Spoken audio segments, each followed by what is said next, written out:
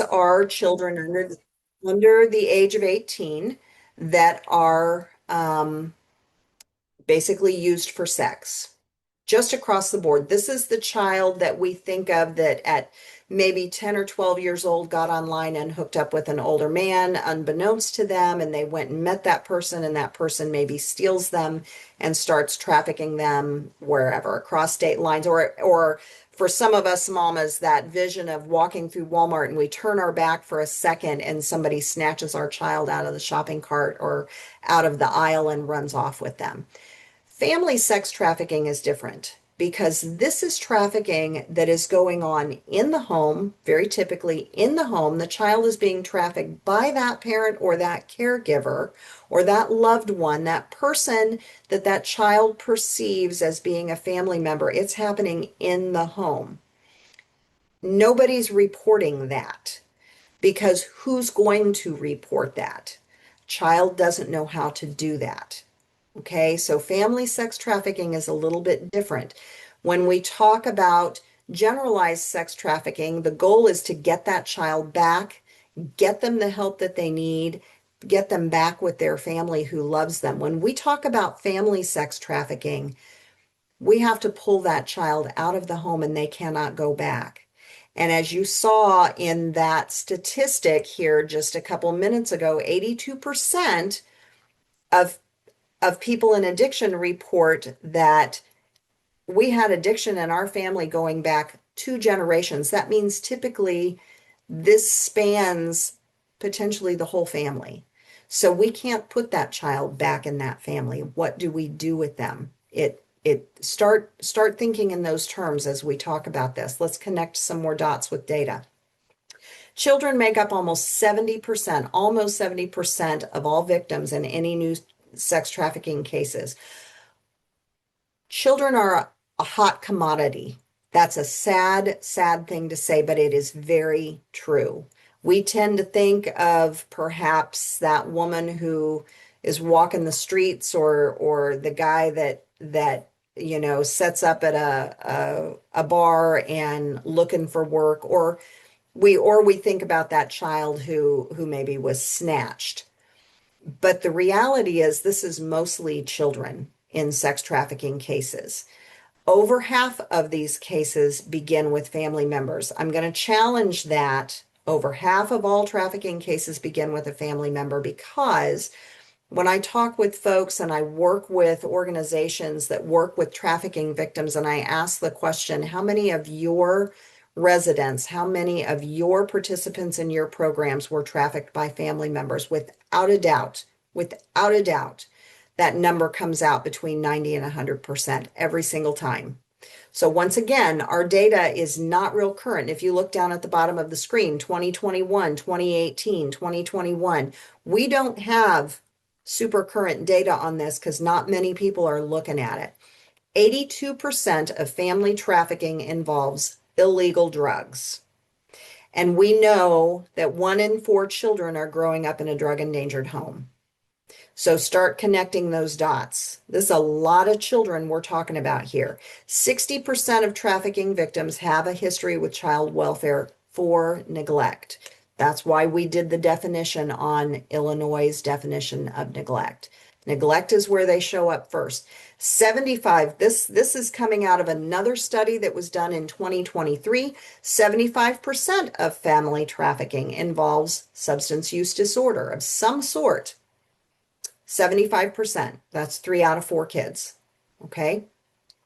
Family trafficking may be the most common type of trafficking and assumed to be very greatly underestimated.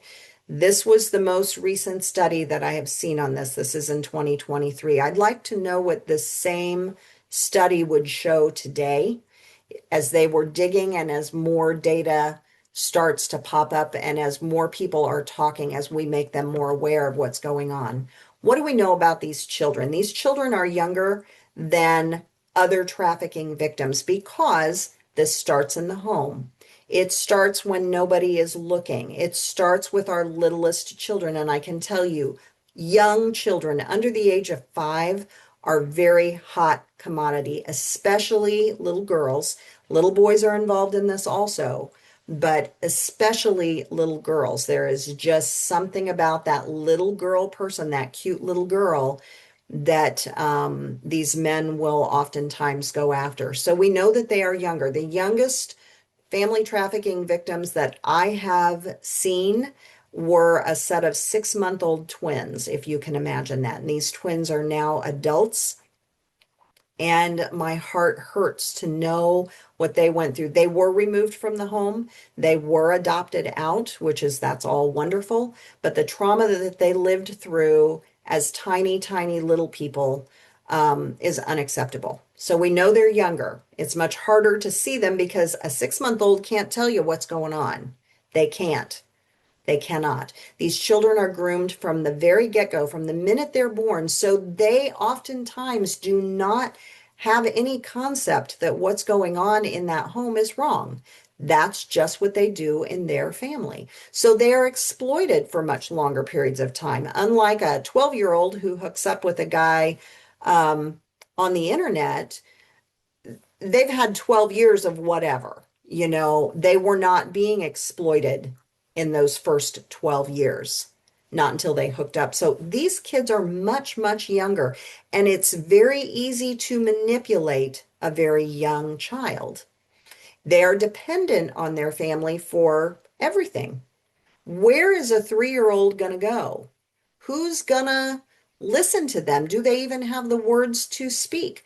But the most important thing is that they're dependent on their family, that person that they're living with. That's the home they live in. That's who's feeding them. That's who's bathing them.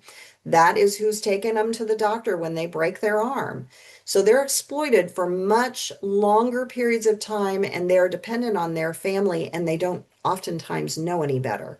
It's considered normal within their family culture.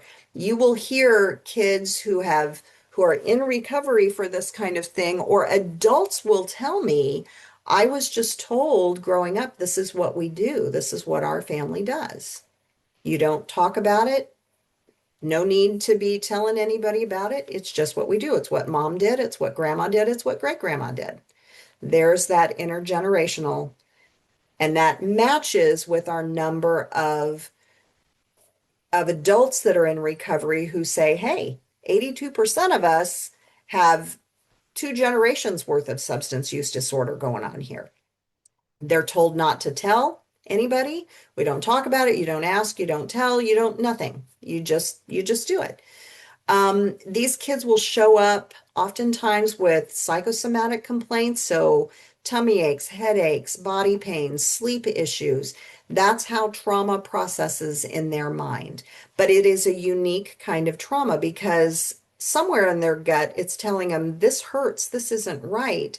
And yet mom and dad are telling me, oh no, this is okay. We're good. Grandma's telling me this is what we do. And it sets itself up for a really ugly situation. These kids are much less likely to run away on their own. Where's a 5-year-old going to go? If a 5-year-old gets out of the house and tries to run, mom and dad are going to report it to the police and say, hey, I've lost my kid. They got out the front door. Can you help me find them? 5-year-old has no place to go. Okay. A 12-year-old, a 14, 15, 16-year-old might start running away because they can go out and couch surf. It's a little bit easier, but little people can't. And we know that this starts very little. These victims are much less likely to have substance abuse issues themselves. Well, let's look at that. 5-year-old is probably not going to be addicted to cocaine or to meth, but now 12 or 14-year-old might use that as a coping tool because that's what they're seeing. So with our older kids, yes, that very well might be the case. They might have some type of SUD going on, but our little ones typically don't. So again, flies under the radar. They miss a lot of school. They miss a lot of school. And I want to think about some practical things here. If you are being trafficked as a 7-year-old, let's say you're first grade, you're being trafficked, you come home from school, and mom needs her medicine. I'm going to pick on mom here. Mom needs her medicine. Dad doesn't have the money for it, so dad sets up, a few people to come in, a few men to come in through the night. So this child works until 1 or 2 in the morning. Mom and dad leave the house. They go buy the drugs, come back, use the drugs, completely nodded out. By the time the alarm rings, if the alarm was even set to get up and go to school, it's 6 o'clock. Nobody's going to hear that alarm. That child has only slept for a few hours if they've slept at all. They may be, probably are going to be in pain from what was going on in that bedroom. They're tired, they may be bleeding. They know not to, they've probably been instructed not to go to school if there's blood on your clothes. And so that child isn't going to show up for school. Nobody's going to get them up and put them on the bus because we've got drugs going here. They've used the drugs. So we see a lot of absences from school with these particular kids. Now, I do want to shift the gears. As that child gets a little older and they're a little more capable of getting themselves up and going, they may find that school is their safe place. And that child, that might be the child that is showing up to school early, that may walk a mile to school because they wanted to get out of the house as they get a little bit early, as they get a little bit older, or they simply show up on the school bus and they're there. They may be very unkempt. They may be dirty. They may be very hungry. So these are the kids that oftentimes we think, oh my gosh, you're walking into my classroom and the other kids are going to pick on you because you're clearly not well put together. So we've got, it can look both ways, but most often we see absences from school. Child welfare involvement for neglect. So when we have kids come through for neglect and we know that there are drugs involved in that home, we need to be looking at the situation a little bit deeper and see what's going on. These kids have higher rates of suicide attempts at earlier ages. When I have a 5-year-old that is trying to cut themselves or say, I don't want to live anymore, we need to find out what's going on. We need to ask why, because most 5-year-olds are not going to tell you that. Okay. Um, when school resource officers call me with those reports and say, what questions do I need to ask? What am I looking for? I'm gonna throw this out there. Are they growing up in a drug endangered home? Do you know, has there been a change in the parent structure or the adult structure in the home? Let's ask some deeper questions. It is very difficult in defense of our caseworkers for DCFS, in defense of them, this is very difficult to detect because these parents have learned and know how to hide this. It's very easily hidden if it's done well, if that makes sense. And that sounds like a sick thing to say, but it's the truth. Child welfare might walk into the home. They're not going to start flipping the mattress looking for sex toys. They're not going to be digging through the closet for the sexy lingerie or the handcuffs or the chains or whatever is being used. They're not looking for that. But part of the awareness is knowing what questions to ask. What might be the scenarios here? And we'll talk a little more about that. These kids have multiple layers of trauma going on, complex trauma that's very difficult to treat. All of it centering, coming back around to this is my family and I love them. And we're raised, to love our family and believe in our family. And I depend on my family for these things. And yet these horrible things are happening to me at the direction of my parents. Now, no 5-year-old is going to say that, but that's sort of the subconscious what's going on in there. So when we go to work with these children after they're pulled out of the home, we've got a specific set of attachment issues and fear and trauma and PTSD going on here, as well as confusion. These were my family members. And they were supposed to be taking care of me, and this is what they asked me to do. So we're landing in a space that is very difficult to treat. And historically, we don't really do a lot of research in those areas because they're harder. Think about the drug scene. Opioids were very easy for us to research and develop out a drug to deal with it, Suboxone or methadone or Vivitrol, whatever. We don't have anything comparable for meth or for cocaine or for any of these gas station drugs we're seeing because it's difficult to deal with. This is the same scenario. If we really, if law enforcement, if advocacy groups would really take this scenario on, it's very difficult. Very simply put, we don't have a lot of spaces for children who have been trafficked, especially by their families, because that means they have to go into foster care or residential settings. And most of our foster care parents are not well trained in something like this. We've got a lot of work to do. Okay. A lot of advocacy, a lot of work to do. How is compliance gained with these children? Well, when you're talking about a small child, you can gain compliance by saying, if you do some work this evening so that daddy can go get his medicine, then we will order pizza. We'll order some Domino's tonight, or we'll go get a Happy Meal. Punishment might be something that they wield over them. And punishment might be physical abuse. It might be something even more dark. I'm going to lock you in the closet for the next couple of days. You won't be allowed to go to school. Or it might be even darker. I'm going to kill the family dog if you do not do this. Children are going to become compliant very quickly in those scenarios. Might be an obligatory type of guilt that the parent puts on them. Well, we don't have any food in the house.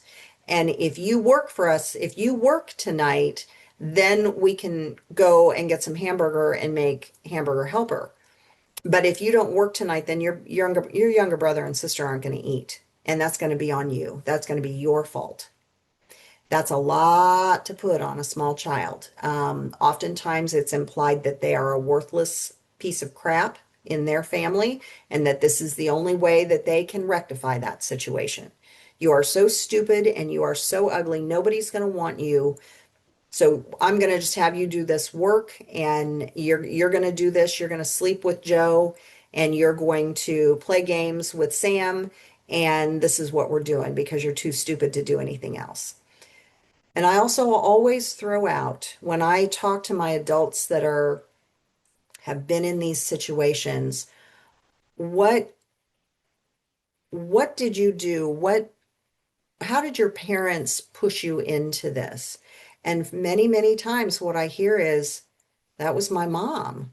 That was my dad. They told me I had to. Don't underestimate parental authority. That's huge in a 5-year-old or a 3-year-old's eyes or a 7-year-old's eyes. For an adult, we know to fight back on that, but our children can't because that's that's our culture.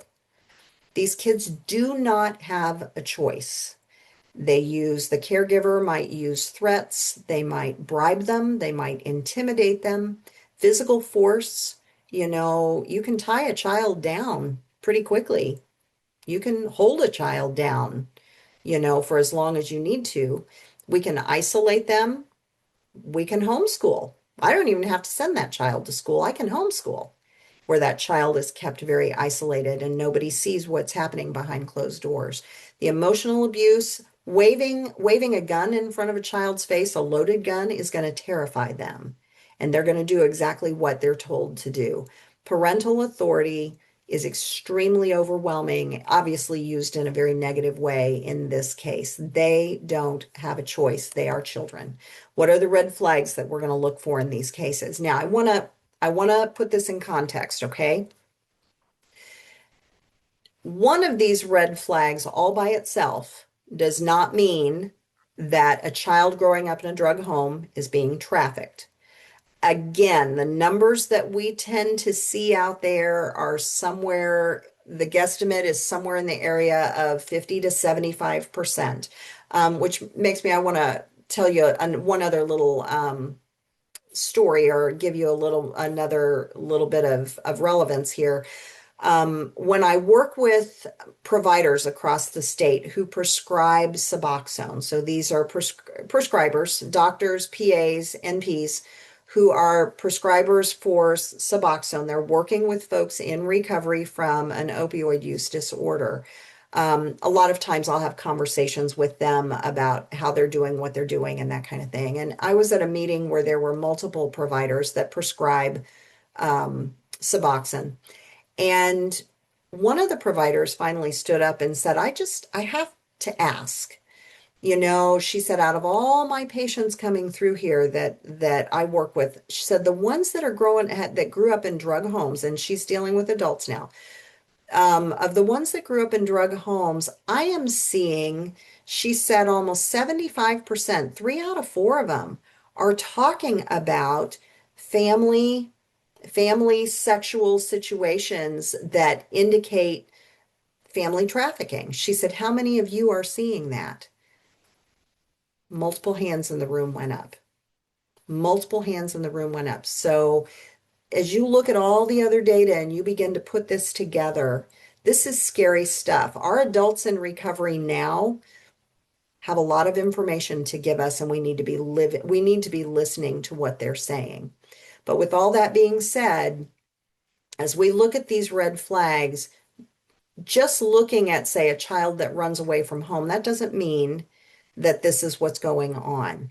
But if we have kind of this checklist, we look at these red flags and we can check mark off 3, 4, 5 of these, we might need to look a little bit deeper at what's going on. And that translates into how you make a report to DCFS. The more of these red flags that you can check off and point DCFS, point this out when you make that report to DCFS, the more the more stable that report becomes. Okay. So, red flags. Are they involved with child welfare? Again, neglect is where they show up first. Not all children that are involved with child welfare are being trafficked by their parents. That is simply not the case. And yes, even those children that are growing up in drug homes, not all children are being trafficked, okay? Not all of them. But it is something we need to keep in the back of our minds. If these kids are missing a lot of school, multiple absences, and we know that there are drugs in the home, and that child is coming in complaining of headaches and tummy aches, and they're dirty, and they're falling asleep in school, and they're not. Do you see where I'm going with this? Checklist. We need to look at the checklist, but they're missing a lot of school. Emergency room or doctor visits for those psychosomatic issues. Now, the other side to this coin is that many times these parents won't take their kids to the doctor for anything, for nothing, because they don't want to get caught. They don't want there to be any evidence, no indications that there's something wrong. So they may show up often and they may not show up at all. Okay. If that child has a change in mood, a sudden shift in mood or behavior or appearance, that would be something that I would be talking to that child and asking a few questions. Most often with this one, what I hear as a school resource officer say, I've watched this child grow up through elementary school, through most of middle school, and all of a sudden, seventh grade year, they just changed. Well, most kids, we all change in middle school. We all, try different things and different looks and all that. But this is when that school resource officer has a gut feeling, a deep concern that something else is going on, and they'll call and I'll say, have you asked what's going on in the home? Well, mom and dad divorced. Okay.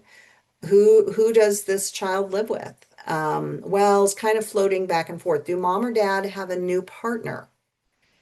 That is, I don't want to call that a red flag, but it is something that I am going to ask that question of. And most often what I hear is, well, mom has a new boyfriend. I'm going to pick on boyfriend.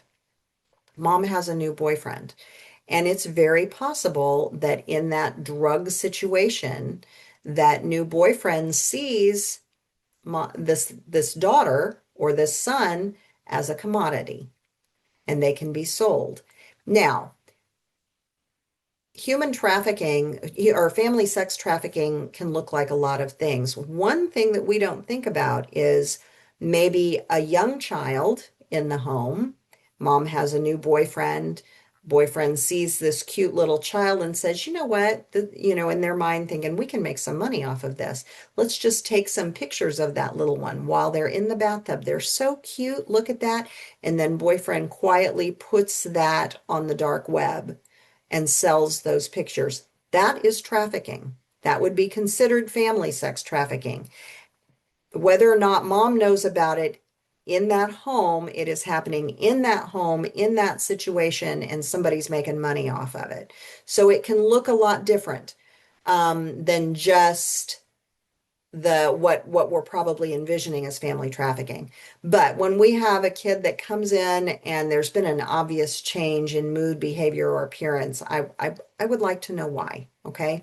If we're seeing children, especially young children, trying to run away from home, what are they running away from? I have a son that works in crisis response, and he called me one evening with, it was a young person, a very young person that multiple times had run away from home, and he got called to the scene over and over and over again. And I said, let's ask some direct questions about what's going on at home and see what transpires. It is always okay to do that. We just have to know what words to use to do that. And that would be a whole nother training. Or we make a report and insist that maybe Child Advocacy Center investigators get a forensic investigator gets involved to see what's going on. So self-harm. When a young child is cutting themselves or indicating that they want to kill themselves, I want to know why, flat out. Our young children that doesn't even cross their mind. It probably crosses the mind of a teenager at some point, but when we've got young children that are talking self-harm or suicide attempts, we need to know what's going on in that home. And no, it may have nothing to do with this. This may not be the case. But if we're check marking some of these boxes, and then we've got this going on, I would be asking those questions. Of course, we know if a child shows up with a sexually transmitted infection, especially a 3-year-old or a 5-year-old or whatever, that's a direct indicator something's happening. PTSD in a young child, I want to know where the PTSD came from. We need to know what transpired there. If they're tired and they can't keep up at school, why are they falling asleep? It may be something as simple as nobody's putting them to bed on time just because they weren't taught good parenting skills. But if there are drugs in the home and we know that, this might be another indicator, again, alongside some of the others. If self-imposed isolation at school, these kids sometimes will pull themselves back from everybody else because they recognize I don't, I'm different. It's not quite the same. Um, I would be asking questions. You befriend that child and you try to get them, you know, become their friend. You're not going to get the answers like that. We know that. Children are taught in these cases not to talk. And so it's going to be very hard to pull that out of them. You may be picking up on something else. But again, checklist. Are there other things on this checklist that might be indicators? Poor hygiene, I've already discussed that. Nervous, fearful, they're anxious. They give very vague answers. Now, a young child may give what seems like a vague answer to us, but in that child's eyes, they're telling you what's going on. Not always, okay? They don't always have the words to use. And that's why teaching body safety and proper terminology is so very important from the very get-go of things. Very get-go, because if a child happens to say, my dad's friend Joe came over and put his fingers up inside my vagina. We're not going to question, did that really happen? A 3-year-old or a 5-year-old saying that indicates to us that something is going on.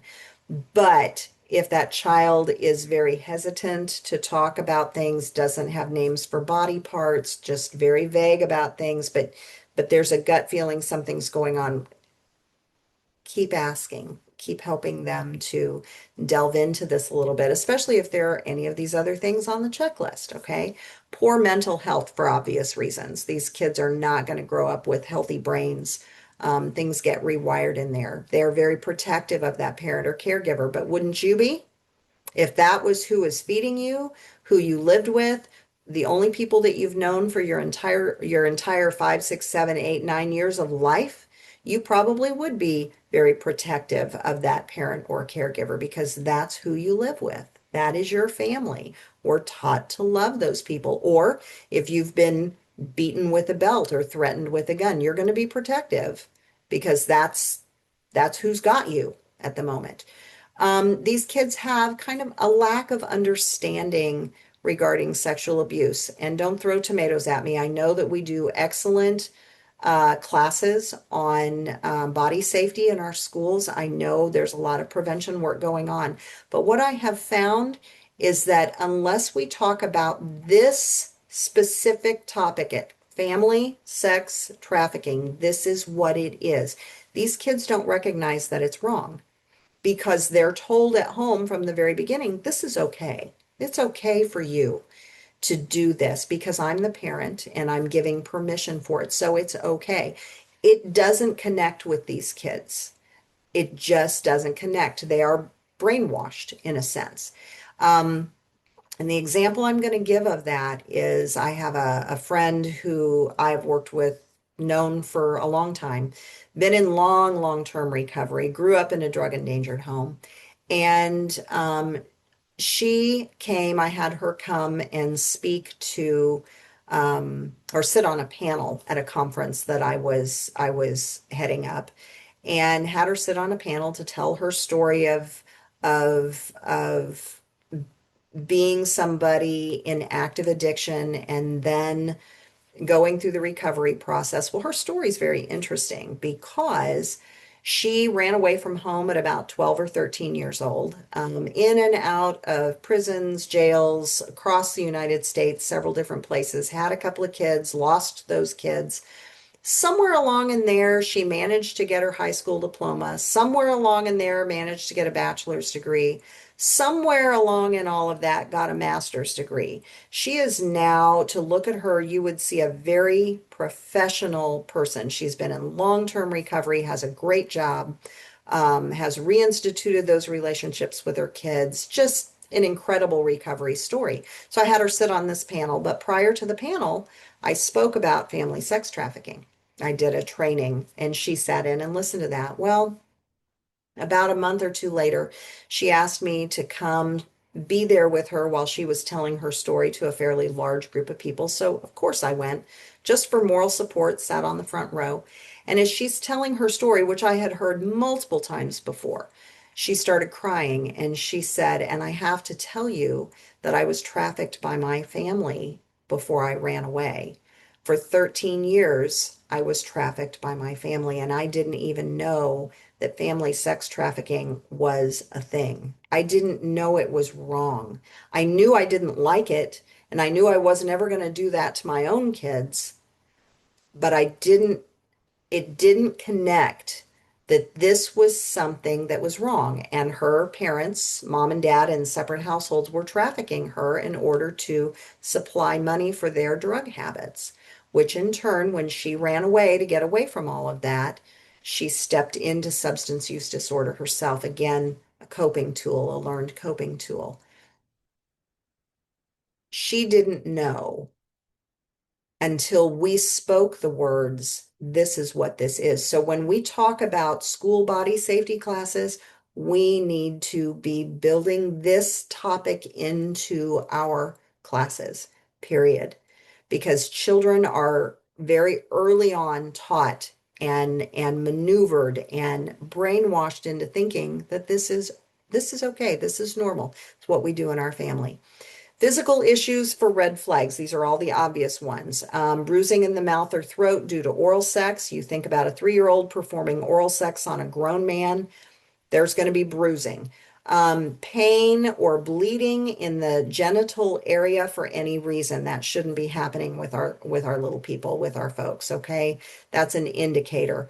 Wrist or ankle pain is indicating that they're being tied down or held down while this is happening. Um, Asthma, throat infections. Again, that's going right back to oral sex. And some of the excuses I've heard, some of my adults in recovery that grew up in these situations were told oral sex isn't real sex, so this is okay to do. This is just playing games. Again, that's part of that illogical brainwashing direction that some of this goes. If if we've got kids showing up with multiple UTIs, again, that alone is maybe not an indicator, but if we've got some of these other things going on, Again, the checklist. What's on the checklist? How many of those things can we checklist? Probably need to be asking some questions. I am going to send to Nancy after this training. I'm going to send her a copy of this. This comes out of the Shared Hope website. This is an awesome kind of checklist synopsis of everything that we've talked about today. Okay. And I want you to have that because if you have a child that you run across that you think this may be going on, this will help guide and direct you. It will also help give you some wording that you can use when you make that report to DCFS. Okay. I want to revisit just a few things. When trauma starts within a family unit like this, children will adapt and they will learn to survive in the situation that they are in. Tie into that loyalty to their family, what they've been told, what they've been subjected to, the fear of where am I going to go if they take me away? And that's another tool that's in that trafficker's tool bag, that parent or that caregiver's tool bag. If you tell anybody, they're going to take you away from me and I don't know where you're going to go. That's a real scary thing. So these kids learn to survive in those situations. This is a direct quote from a victim. This is an adult. This is actually a young lady that is now in her mid 20s. And she says, hey, you know, the main difference between being trafficked by a stranger that you're trying to get away from, that you want to go home to your family, or being trafficked by a family member means that, you know, if you're being trafficked by a family member, you're constantly in that abusive situation. And this is your family. We are taught to honor our family and to love our family. It is very, very difficult for that child psychologically to pull away from that family. It is very difficult. So I want you to think about this when we're talking about family sex trafficking. Is it more common in rural areas and is it easier to hide? Yes, it is. It does happen in urban areas, obviously. But in our rural areas, and I live way down south in Illinois, you know, we're sitting right on the edge of what is actually partially considered as the uppermost northern part of Appalachia in our very southernmost part of Illinois. And I mean all the way down to the tip of Illinois. Those of you in Chicago, Peoria, Springfield may not even realize how very, very rural it is down here. But yes, it is much easier to hide. Um, an example, I had a case, it's been over 25 years ago. A young lady, I was working as a doula, which is a professional labor and birth assistant, and a lactation consultant. I was working specifically with teenagers, teen moms in the school systems. I had about 5 counties that I worked with, and I had one of my county schools called me. The school nurse called, very, very, very rural school system. I like to coin those very rural school systems as Clem and Billy Bubba territory. This is really rural. People packed guns everywhere, all over. Hunting was a big deal. Anyway, she called, said, I've got a 7th grader who is 9 months pregnant. She's not talking, but she's hidden the pregnancy for this entire pregnancy. And I need you to get in here to do some childbirth classes just to prep her for what's coming. So I walk in the school, I get there, and this is a 12-year-old girl who was maybe 70 pounds dripping wet. And she hid this pregnancy over 9 months, not really knowing what was going on with her body. But I think late in the pregnancy realized something's happening. And as we talked and I prepped her for having this baby, and it began to come out what happened. And what it is, very rural community. Their home was kind of in a holler. We call them a holler, kind of a valley, in the midst of some woods. The nearest neighbor was 1, 2 miles away, something like that. Very loving home. Mom and dad loved these. They had 2 kids, an older brother, and this young lady. And mom and dad worked nights at the local factory. And brother was just graduated from high school. And of course, he was home with sister this whole time. Well, he was using, he was involved in drugs, and sister became a commodity for, and he began trafficking his sister in the home while mom and dad were gone all night. Sister did not have the language, she didn't know what to say to whom in this very rural community, did not have the education or the words, didn't know what to say. And so this went on and went on and went on. Eventually, she became pregnant. That was family trafficking right there, right there. It wasn't mom and dad doing it, but it was an older brother. And there was no way to determine who was the father of this baby. And so we have a 12-year-old that is having a child. Is it common in rural areas? Yes, because it can be hidden much easier and people don't think about it. We don't, I hear so many times when I go down south, we don't have sex trafficking in this area. We're too far south. We're too far away from a major interstate. That doesn't happen in these small communities. Everybody would know it. Mm, nope, it can be hidden a whole lot easier. A younger child cannot leave. A 3-year-old can't just up and run away. Doesn't work that way. We need to keep that in mind. The grooming and the normalization of this particular stuff begins from the minute they're born. It begins very, very early. So it changes the way that it looks, if you will, from regular sex trafficking, if you will, general sex trafficking, as I call it, makes it very difficult to detect because these kids are very well coached in what to say and what not to say. Our typical sexual assault education that we put out there for preventive measures is not addressing this directly, and it has to if we're going to expect kids to disclose, hey, this is happening to me and it's wrong. If they don't know that it's wrong, they don't know that it's wrong and they're not going to say anything. Lastly, when we start to think about this, we have to remember that in these cases, family reunification is completely inappropriate. We cannot do that with these kids. And that leads to a very scary situation because in the state of Illinois, we don't have places for these kids to go for healing. The best that we can do is pull them out, get them into foster care, or they're going to end up in a residential treatment facility, but they really can't go to an extended family member, which is the preferred thing when we pull a child out of the home. It's probably not safe to put them in with another family member because of the generational family situation with sex trafficking. At least we have to be very, very careful and vet those family members. Um, Family reunification is simply inappropriate. What do we do with these kids? The other thing I want to point out about this is that we have recovery homes, recovery programs for for sex trafficking victims. The majority of them are for people that are 18 years and older. And the majority of them are for women who are 18 and older. So our young men who have been trafficked oftentimes don't have access to the help that they need. And this does happen to our little boys also. So we don't have children. So we have some.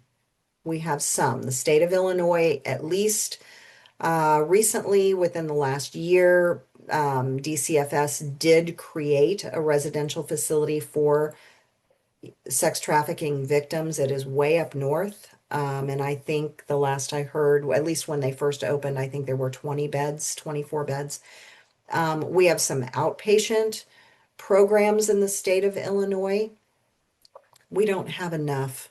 When you look at the numbers, 1 in 4 kids growing up in a drug home, 82% of people have grown up in situations where several generations of substance use disorder going on.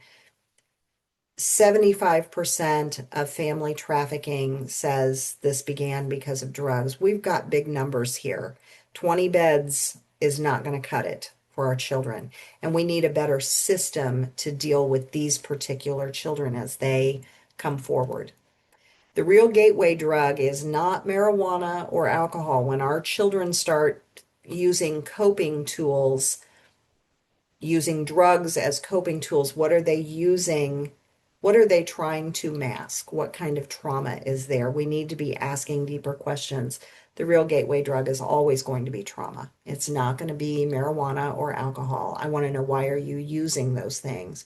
What hurts so bad that you need to use something to cope? If you do suspect, calling the local police is fine, but you have to make a report to DCFS. You need to gather up every bit of information you've got, even if it seems minuscule. Be very specific, be detail oriented, use that checklist. Multiply, just the multiple things that you are mentioning, mention all of it. State your case. The new SAFE program through DCFS allows us, they want to hear everything. They want to hear the detail. They're supposed to be spending more time on the phone with you to hear the detail. As the more detail we can give them, the more directly we can point them to, this is what I think may be going on, and here's why. Please report it. I realize that so many reports that are made to DCFS, I think I heard a number, Nancy and I both sit on the SCAN advisory committee for DCFS, and I think the number that we heard is only 12% of all reports that are made to the DCFS hotline are ever founded. They are ever founded. We know that it may not come back as founded, but if you have new details that emerge, make another report. Make another report, make another report, because eventually something is going to be founded, and then they're going to go back and they're going to look at all those reports that were made, and they can build the story. So don't get discouraged. That's what I tell people. Please don't get discouraged. Please make the report and give as much detail as you can. What are some strategies that communities can do to address this? Well, get your communities, the drug endangered children, that's what DEC is. Give your communities, your organizations, the opportunity to be trained in the trainings that I'm doing today. We've just done the family human trafficking training, but this is directly connected to the drug endangered children. So I call it DEC and FHT. Call me, please. Reach out to me. Let me come to your community and bring this training to you. It lays the groundwork for awareness. People start talking. People start thinking about what they've seen. If you don't have a handle with care program in your community, with your school system and your law enforcement, reach out to me, reach out to Nancy. We will get you started. Illinois Family Resource Center has a wonderful website with all the information for this. And both of us can direct you where you need to be. I will come to your community and help set up that Handle with Care program. Handle with Care is a relationship between law enforcement and the school systems. Law enforcement gets into the home, they see something, and they know that there's a child involved, there's trauma involved, and they have a way of alerting the school system that when that child comes into school the next day, all the right people know something happened. They don't know what happened, but they know that that child's been through a trauma, and then we can start to put pieces in place to address it early on. The earlier, the better. If you don't already have a Drug Endangered Children Alliance in your community, please reach out to me and let me help you get that established. I'm seeing several of our ROSC groups across the state embedding a DEC Alliance into their ROSC. DEC being, again, drug endangered children. So that's just a specific subset to the ROSC of these are the people that are going to start to look at this. And the first thing we do is bring in the awareness training, which is something that I can do. There are other people in the state that can also do that. And again, if you don't already have a ROSC, let's talk. Let me get you guided to the right people to get a ROSC started. These are basic things to do to get us started. There is so much more training in this area that I can provide, and I'm happy to do it if you want, or if you just want to call and chat and say, what do I need to do? What would be your idea of where we need to start? I'm happy to do that. Please don't forget, that we are the adults, we are the ones that have to be in the way of these kids. They can't do it themselves. They are too young. Look at those three babies in that picture and you tell me how they are supposed to protect themselves. They can't do it. They're little. They can't get out. This is ugly stuff. This has a whole nother level of ugly when it's wrapped up in the family rather than just the general sex trafficking. This is just another level of ugly. Please get in the way. Please make the report, ask the questions, develop the alliance to start the process. There is my contact information. Send me an email. I will pick up the phone and call you. Whatever you need, we will make it happen for you.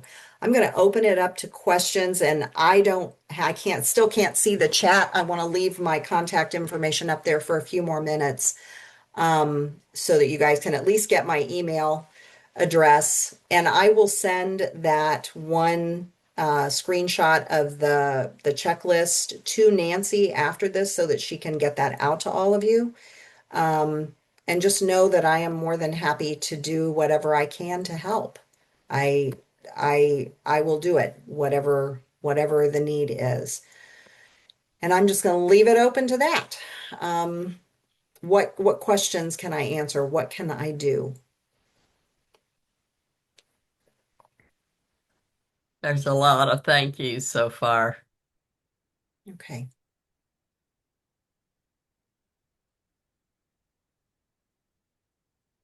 I see one here. If a 3-year-old reports someone putting fingers in their vagina, you have to call yes and report it online so that it can be investigated Oh, could by you get to the chat? DCFS. I just got into the chat. I can see it. Yes. Okay, And cool. we know that. We know that. We can continue talking to that child though and listening to what they're saying and document that and still give that information to DCFS. And we all know in a case like that, DCFS is going to get a hold of Child Advocacy Center, the CAC, their local CAC, and get a forensic investigator involved. But if you still hear more, we need to report that even more. They need to have everything that we're hearing because you may be the trusted person that that child is um, speaking with. So, what else? I'm trying to scroll through the chat here. So far, I Um, just thank you, bless you. what Ditto, actions? ditto. Here's one. What action steps can take place if the child who is attempting suicide is due to religious trauma in the household, i.e., their family practices a religion that is affecting the child's livelihood? Interestingly, um, and I've told this story before. I had a large private Christian school that asked me to come in and do body safety classes with them. And before I agreed to do it, part of the reason they asked me to do that was I've been married to a pastor for a fairly conservative pastor for 40 some odd years. So they felt safe in asking me to come in. And I knew maybe they did not have a clear picture of what I was going to actually teach. So I sat down with their administration and spoke very honestly. But one of the questions I asked was, why are you bringing this in now? Has something triggered that? And yes, something had triggered it. They had had a child that had disclosed just some sexual assault, sexual molestation by a family member, not trafficking. But it was very interesting when I brought some of these things up, and I had to make sure that the board was clear on what I was going to teach and the words that I was going to use. And I wasn't going to be overwhelming, I wasn't going to be scary, but I wanted them to understand the why behind it. They agreed to let me come in. And after that, I'm trying to think how many students, somewhere between 150 and 200. My menopausal brain has just thrown that right out the window, but fairly large. And we had, within a week after doing that body safety training, we had 5 kids disclose. And that I felt so bad for that school administration because I think in their mind's eye, because it was a Christian school, we have only good families that are here. That's not going to be happening. That doesn't happen here. Wrong, wrong. We have an Amish community within about 100 miles of where I live that we had some young ladies that disclosed basically family trafficking going on with the father, the uncle, the grandfather in that case had been going on. And those three men are now in prison. Long story. It was a long, drawn out thing. We don't think those things are going to happen in those communities. And that's just not true. It's just, and we know that. But getting kids to report that is very, very difficult, especially difficult oftentimes in those very, very conservative communities. Again, we have to give them the tools, we have to give them the words so that when they do say this is happening, or they've got indicators like attempting suicide or cutting themselves or multiple times running away, we need to ask questions. Not hitting hard just on a religious community, not at all. But sometimes people can use religion to cover it up, and that makes me sick to my stomach. But anyway, there you go. There was a question, do you provide presentations to school districts, business associations, etc.? Yes, I will come to you. Let me tell you, I working with the SIU School of Medicine Center for Rural Health. We have one of several grants in the state called a Leadership Center Funding Grant that is directed specifically with substance use disorder situations across the state. Over the last several years, we've made the case with them that this is a subset. This is something that needs to be addressed. And it's taken a few years, but they finally agreed. And this year allowed me to be 100% doing this work because of the response that we've had over the last 5 years of my doing this work. So I'm just throwing that out there. Yes, school systems are one of my very first targeted organizations because our teachers have those kids 9 months out of the year, 5 days a week, 8 hours a day. They're seeing it. They are seeing it. And if we can get them trained to know possibly what they're looking at, or at least have that checklist and understand how to use it to make the report to DCFS, um, it is extremely valuable. It's very difficult sometimes to get into the schools because they only have so many longer in services every year for trainings for their teachers. Sometimes what I do with some of my school systems is instead of coming in and doing a 2 or 3 hour training, which is what this really is when we do both drug endangered children and family trafficking, and you need both. Um, we break it up into a couple of days and we do a 1 hour training each day or 1.5 hour training each day. And I will say that this training, just within the last 3 or 4 months, I have pushed that out into, I've had so many people say, okay, what do we do? What do we do with these kids? How do we talk to them? Whether they've been trafficked or whether they've just grown up in a drug endangered home, what's the next step? And so I've got another training that is developed out in that sense too. Megan Reagan also does one that is excellent in that realm. So just throwing that out there if you guys are looking for somebody. But yes, school systems, also judicial systems. And I'm going to backtrack on judicial systems because those are dealing with adults. How many of our adults, I think I've already spoken that, how many of our adults grew up in this situation, didn't get the help, and now they're in recovery from substance use disorder? Quite a few of them. Quite a few. Not everybody. Not everybody, not by a long shot, but enough of them that until we get that trauma piece acknowledged and healed, they're going to continue to suffer. And I told the story of the one young lady who said, I had no idea. That's been the last piece of my story that's been eating away at me. And now she is getting the help that she needs to deal with that piece of it. So, yes, please reach out to me. I will come. As of right now, for the most part, the School of Medicine through the grant is helping to pay my salary. If you need me at a different time, then we can talk a different situation. private pay situation. But on this, let me say the majority of the time, it's something that I can get up to you and can do that training for you and for your organization. And there should not be a cost or much of a cost at all, if any. Okay. There's two or three comments under the questions and answer, and what I would suggest would be that they just contact you outside of this to have some discussion with it. Yeah, because I cannot see, I don't have a link to the Q&A Yeah. piece of it. I apologize. Oh, wait, no, yes, I do. Yes, I do. But yes, please, please, please, reach out to me and I can answer questions. Absolutely, absolutely. Um, what else can what else can I do for this? Please let me come help you. Let me come into your communities and help. We've got to get the word out. We've got to start moving the mark on this. I think it's going to be critical as we watch the whole system of substance use disorder has broken wide open in these past years. This Mhm. is just another element of it. Mhm. We've got to address it. We have to.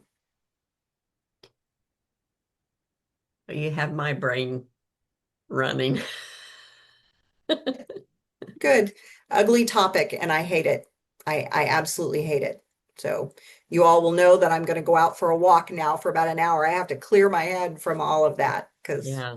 it's hard to sit in it every single day. Please let me know how I can help you. I think that you guys have seen one of the best as far as I'm concerned. So if you need anything, you also can get a hold. My email is in the chat and Christina's available. You can always go on our website, illinoisfamilyresources.org, and get a hold of us if you have any questions. We'd be glad to see what we can do to help link you with Liesel if you need that, and keep an eye out for resources. And another thing, you guys are a resource for us. If you find things, if you see things that you think impact this, if your experiences are important to share to help this situation, please let us know. We will try and get certificates out, fill out surveys, and if you have any questions about any of it, get a hold of Christina or myself and we will get it addressed. And I just say, take a deep breath, go take care of yourself.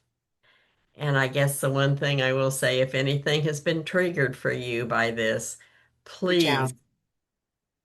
take care of yourself. Yes, yes.